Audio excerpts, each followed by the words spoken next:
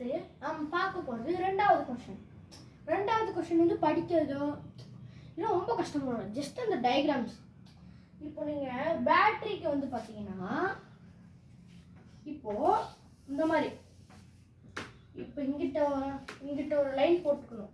இந்த மாதிரி லைன் போட்டுட்டு இங்கே வந்து பாசிட்டிவ், அப்புறம் ஒரு குட்டி லைன் ஒரு பெரிய லைன், ஒரு குட்டி லைன் ஒரு பெரிய லைன், அப்புறம் ஒரு குட்டி லைன் போட்டு அதில் ஒரு லைன் இருக்கணும். இது வந்து நெகட்டிவ்.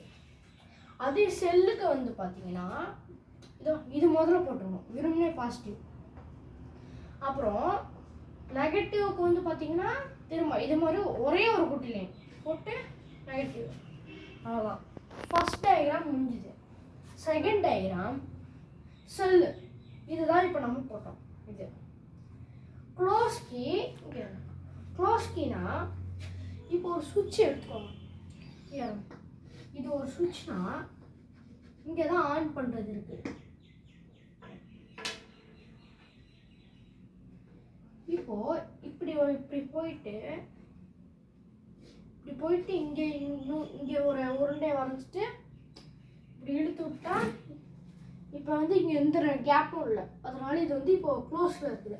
அது ஓப்பன் கீனா இப்படி போட்டு இப்போ நீங்கள் இங்கே பார்த்தீங்கன்னா இங்கே இது வந்து இதில் கனெக்ட் ஆகணும், ஆனால் இது வந்து கனெக்ட் ஆகலை. இது வந்து அதனால் ஆஃப்.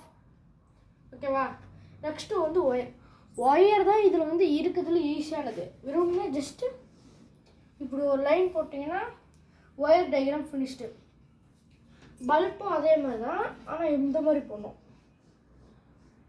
இந்த மாதிரி போட்டு ஒரு ரவுண்ட் போட்டிங்கன்னா பல்பு. அதுக்கப்புறம் தேர்டு கொஷின்